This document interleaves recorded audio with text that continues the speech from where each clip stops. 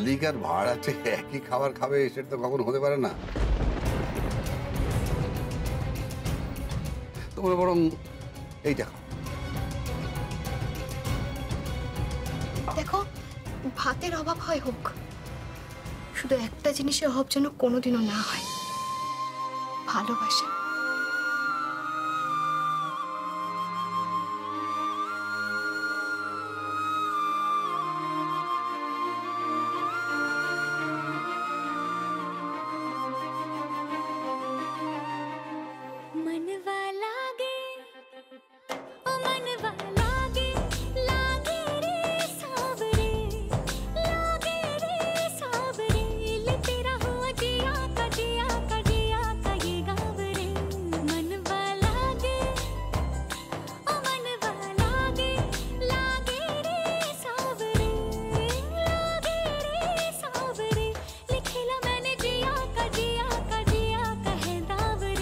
मुसाफिर हूँ मैं दूर का, दीवाना हूँ मैं धूप का, मुझे ना भाए ना भाए ना भाए छावरे। मनवा लागे ओ मनवा लागे, लागे रे सावरे, लागे रे सावरे, ले तेरा हुआ जिया का जिया का जिया का ये गाँव रे।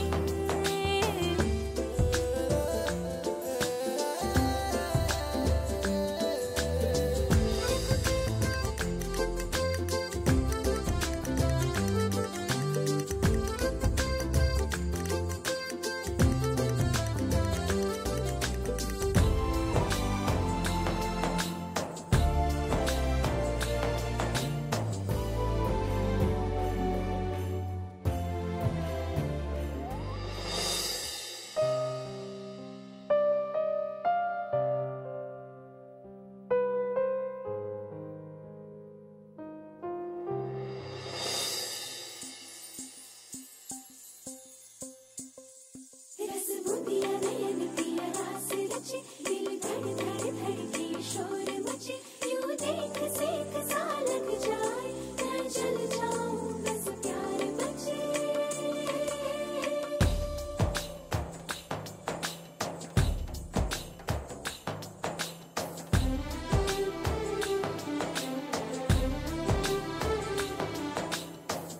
ऐसे डोरे डाले काला जादू नैना काले, तेरे में हवाले हुआ सीने से लगा ले आ, मैं तेरा।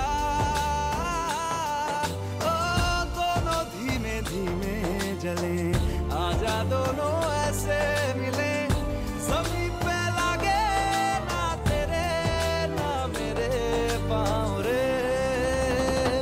मनवा लागे, मनवा लागे, लागे रे सावरे, लागे रे।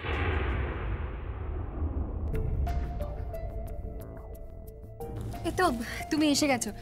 দেখো তো এই কার্ডগুলো নাও, এই কার্ডগুলোর থেকে কোন রংটা পছন্দ হচ্ছে সেটা সিলেক্ট করে আমাকে বল। এই ঘরের খোল নলচে বদলাবে বলে তুমি তুমি নাকি বাবার কাছে আবদার করেছো? হ্যাঁ, কেন কোনো দোষ করে ফেলেছি নাকি আমি? ওহো, আমি কি সে কথা বললাম নাকি? দেখো, আমাদের আমাদের নতুন সংসার শুরু হতে চলেছে। দেখো রক্তিম, আমি জানি যে এই সবটাই একটা ভীষণ ক্রাইসিসের মুহূর্ত দিয়ে শুরু হচ্ছে, কিন্তু তাই বলে আমার কোনো শখ আহ্লাদ থাকবে না বলো তো? আমি তো ভাবছিলাম এই এই ঘরের রং, এই ঘরের ফার্নিচারগুলো সবটাই বদলে ফেলবো। ইভেন এই যে এই জানলাটা ভাবছিলাম আমি কাটিয়ে আর একটু বড় করব, যাতে করে এখানে অনেক বেশি আলো বাতাস সব ঢুকতে পারে। আসলে এই ঘরে আগে যারা থাকতো তারা তাদের নিজেদের পছন্দ মতন ঘরের রং ফার্নিচার রেখেছিল, কিন্তু আমার জাস্ট এই ঘরের রংটা না কেমন ডিপ্রেসিভ শ্যাবি মনে হচ্ছে। আমি এটাকে পুরোপুরি চেঞ্জ করে দিতে চাই, এমনভাবে সাজাতে চাই যে সবার একেবারে তাক লেগে যাবে। আর তাছাড়া রক্তিম, এই সবটাই আমি আমার জন্য, তোমার জন্য, আমাদের বেবির জন্য করতে চাই। তোমার যা মন চায় তুমি তাই করো, শুধু একটু আগে থেকে বলো, কারণ ব্যাংক থেকে টাকা তুলতে হবে তো। ওকে? সত্যি এরকম একটা গাধা পাকড়াও করতে পারলে জীবনে আর কোনো কিছুর দরকার হয় না। এই জানো তো, আমি ভাবছিলাম যে একজন ইন্টেরিয়র ডেকোরেটরের সাথে কথা বলবো, তার সাথে প্ল্যানিং করে খুব সুন্দর করে ঘরটাকে সাজাবো। কোন সুন্দর করে ঘরটাকে সাজাবো না, সবার একেবারে চোখে তাক লেগে যাবে। বেস্ট ঘর হবে বাড়ির মধ্যে, জানো কি? আমার প্ল্যানটা ভালো না? না,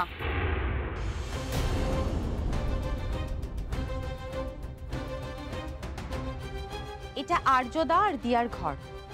ওদের ঘরের কোনো একটা জিনিসে হাত দেওয়ার আগে তোমার ওদের অনুমতি নেওয়া উচিত জয়িতা। আর সেখানে তুমি ওদের ঘরটা পুরোপুরি বদলে ফেলবে ভাবলে কি করে?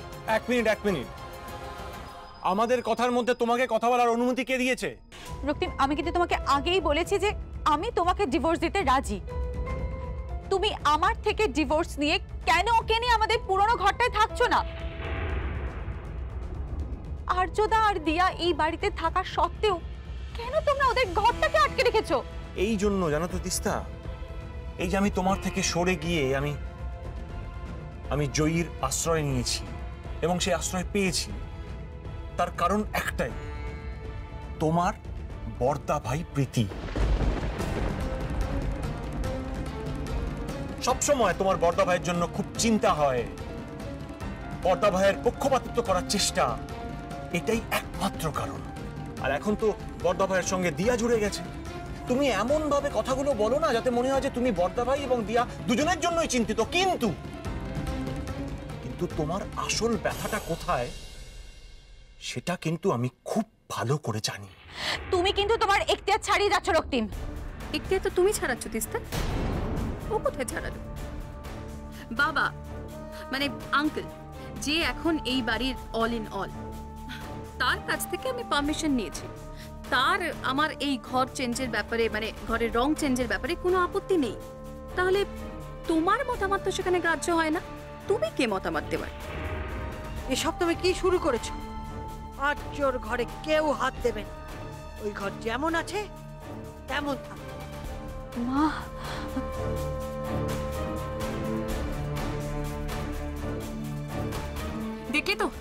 দেখলে তো তুমি, আমি জানতাম তোমার মা এই ব্যাপারটাকে নিয়ে কিছু না কিছু লঙ্কাকাণ্ড বাঁধাবে। আমার আর তোমার সুখ না এই বাড়িতে কারোর সহ্য হয় না, কারোর না। আচ্ছা, আমি মেনে নিলাম আমি না হয় একটা বাইরের মেয়ে, কিন্তু তুমি তো এই বাড়ির ছেলে। হ্যাঁ, তুমি দিনের পর দিন মুখ বুজে কি করে এই অপমানগুলো সহ্য করছো বলো তো?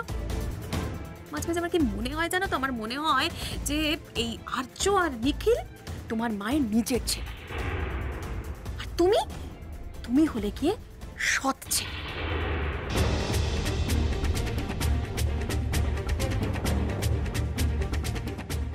অনেক দিন ধরে এই বাড়িতে যে অবিচার, যে পক্ষপাতিত্ব আমি দেখছি, সেগুলো সব সহ্য করে নিজেকে সামলে রেখেছি মা। কিন্তু আমারও তো একটা সহ্যের সীমা আছে। তুমি তো তোমার বড় ছেলে বলতেই অজ্ঞান, কিন্তু তোমার এই বড় ছেলের জন্য প্রতিনিয়ত আমাদের সকলকে অপদস্থ হতে হচ্ছে, আমাকে, বাবাকে, আমাদের সকলকে।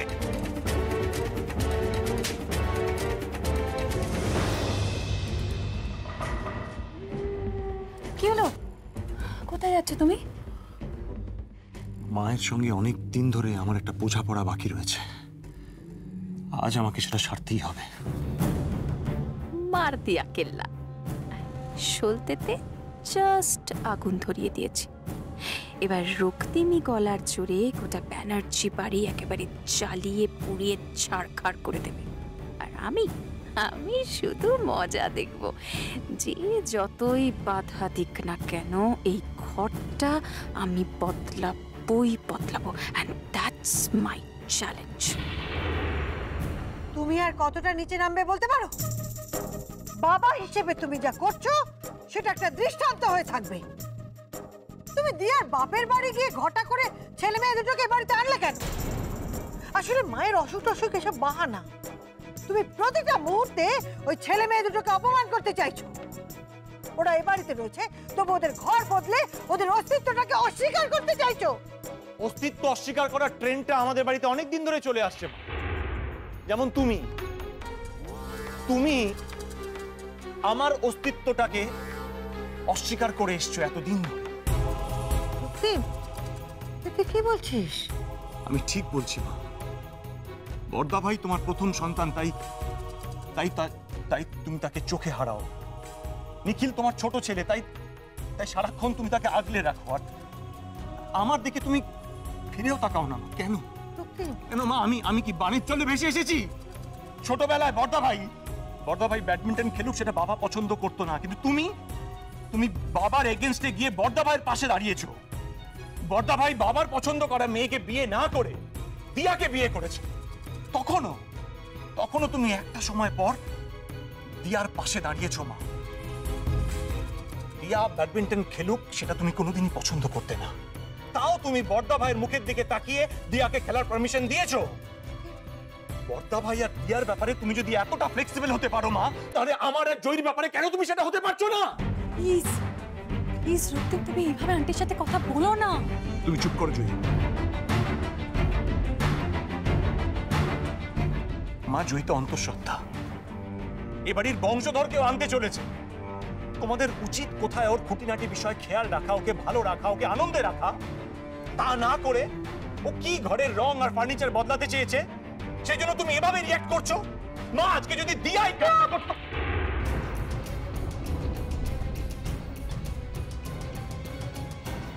ওর সঙ্গে ভুলেও দিয়ার তুলনা করবি না। ও দিয়ার নখের যোগ্যী না। শুধু দিয়া কেন, তিস্তারও নখের যোগ্যী নয়। যে মেয়ে অন্যের সংসার ভাঙে তাকে আমি মানুষ বলে মনে করি না, সে অমানুষ। মা,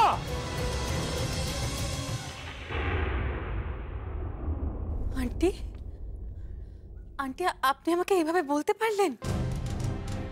আমি অমানুষ? রক্তিম, এসব কিছু শোনার পর আমি আর এক মুহূর্ত এই বাড়িতে থাকবো না। তোমার থাকতে হয় তুমি থাকো, আমি চলে যাব না। দেখো, একজন মা হয়ে যদি আরেকজন অন্তঃসত্ত্বা মহিলাকে কেউ এইভাবে বলতে পারে, আমার সে বাড়িতে থাকার কোনো প্রয়োজন নেই। আমি চলে যাচ্ছি। জয়ী, তুমি কোথাও যাবে না। তোমাকে নিয়ে যাদের সমস্যা দরকার হলে তারা এ বাড়ি ছেড়ে চলে যাবে।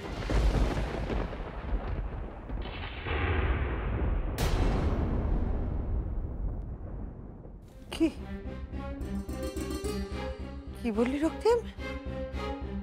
যাদের সমস্যা তারা বাড়ি থেকে বেরিয়ে যাবে? দেখলি রক্তিম, ওই মেয়েটা তোর মনে এতটাই বিষ ঢেলেছে, তুই কতটা অধঃপতনে গেছিস। মা, আমার তো ঠিক উল্টোটা মনে হচ্ছে। রক্তিম, বাড়তে বাড়তে একেবারে সীমা ছাড়িয়ে গেছিস। সীমা তো তুমি সারাচ্ছ, তাকে যা ইচ্ছে বলে যাচ্ছ। তোমার ভেতরে চাপা পড়ে থাকা এতদিনের ক্লাসটাকে দুম করে প্রকাশ করে ফেলো না। এই নিয়ে তুমি একটা কথাও বলো না। যে বাবা নিজের ছেলের কাছ থেকে বাড়ি ভাড়া নেয়, ঘর থেকে লেপ তোষক বিছানা সব বার করে দেয়, যে বাবা নিজের ছেলের হাড়ি আলাদা করে দেয়, সেই বাবার মুখে না এসব কথা মানায় না। আর জোর ঘরে কেউ হাত দেবে না। ওই ঘর যেমন আছে তেমন থাকবে। তাতে যদি তোমাদের পোষায় তোমরা থাকবে, তা নাহলে অন্য জায়গায় ব্যবস্থা করো। এটাই যদি তোমার শেষ কথা হয়ে থাকে মা, তাহলে আমিও তোমাকে বলছি, জয়িতা ওই ঘরেই থাকবে।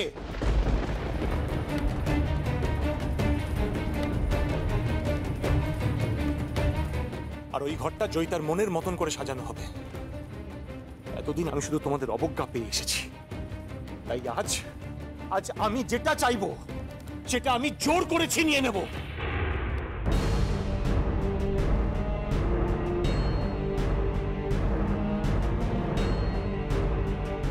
যা তোমার নিজের নয় তাও তুমি জোর করে ছিনিয়ে নেবে রক্তিম? নিজের নয় মানে? হ্যাঁ, আমি নিজে পারমিশন দিয়েছি ওদের ও ঘরে থাকবার জন্য। বাবা, ওরা নিজের মতো করে ওই ঘরটাকে সাজিয়ে গুছিয়ে নেবে। দেখো, তোমাদের এই বারবার আমার ওই নিজের বাড়ি আমার বাড়ি এই কথাটা বলতে আমার ভালো লাগছে না। মনে হচ্ছে আমি যেন নিজেকে জাহির করছি। কি করবো, তোমরা তো যে যার মতো করে কথা বলে যাচ্ছ। অবশ্য ব্যক্তি স্বাধীনতা তো সকলেরই আছে, তোমাদের মত প্রকাশের স্বাধীনতা আছে, তোমরা তোমাদের মতো করে তোমাদের মত প্রকাশ করছো, কিন্তু একটা কথা মনে রেখো, ফাইনাল ডিসিশনটা কিন্তু আমি নেব, কমলেশ ব্যানার্জি।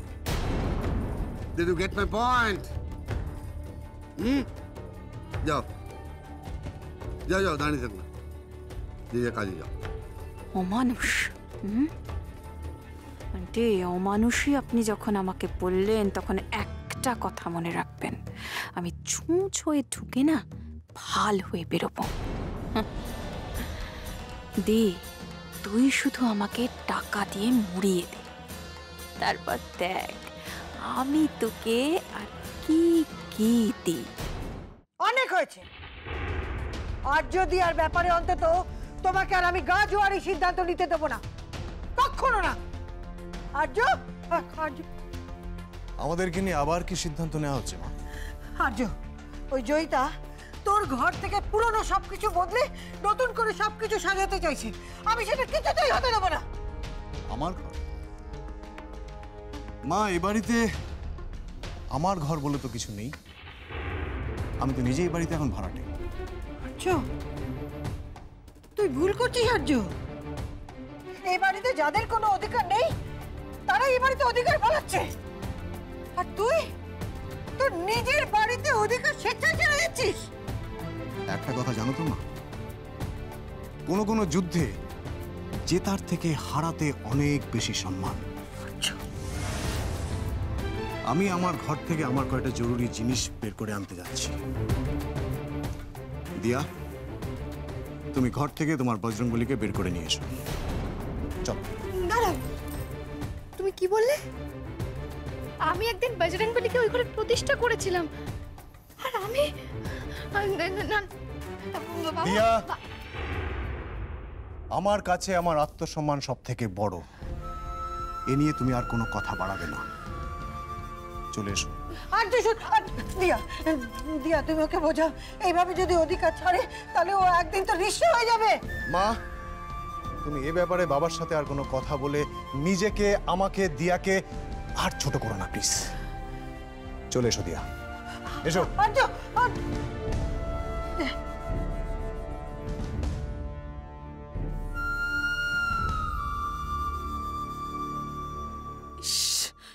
বাড়িতে এমন একটা ধুন্ধুমার কাণ্ড হচ্ছে, অথচ আমি জাস্ট মুখ খুলতে পারছি না। জয়িতা যেভাবে সবাইকে গোল খাইয়ে ছাড়ছে, এবার আমাকে ওরা বাড়ি থেকে বেরিয়ে যেতে বলে। কি করি এখন? কি করি? মমকে এক্ষুনি বাড়িতে যেতে হলো। না, মমকে যেমন করে হোক তাড়াতাড়ি এখানে ফিরিয়ে আনার ব্যবস্থা করতে হবে, যেমন করে হোক। হলো তো? শান্তি পেলে তো? আজ তোমার বড় ছেলে তোমাকে অন্যায় যুদ্ধে জিতে দিয়ে গেল। খুশি হয়েছো? খুব খুশি।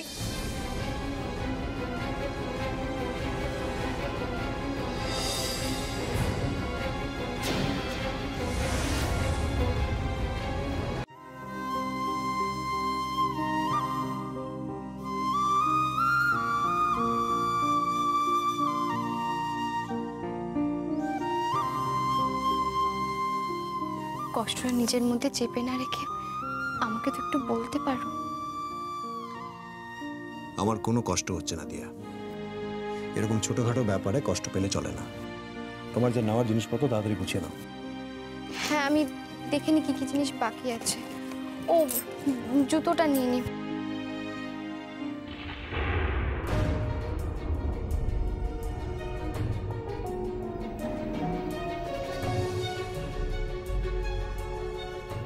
এই ঘরে কোল্ড ড্রিঙ্কসের বোতল কেন? শোনো না, আমি বলছি কি, আমি ঘরটা একটু দেখে নি কোথাও কিছু আমাদের জিনিসপত্র আছে কিনা, ওদের তো নইলে আবার পরে প্রবলেম হবে। তুমি যাও, ওই ঘরে যাও, এগুলো নিয়ে আমি আসছি। তাড়াতাড়ি করো। বাড়িটা নিয়ে যাও।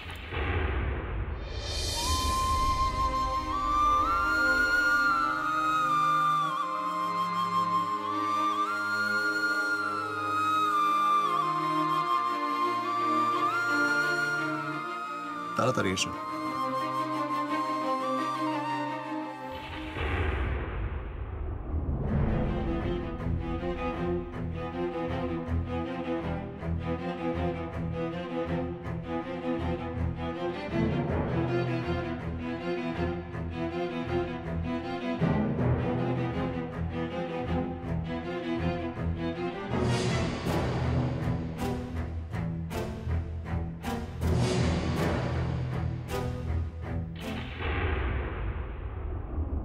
কি এটা থেকে তো মদের গন্ধ আসছে। এটা আবার কি খেয়েছে? তাহলে কি চৈতা?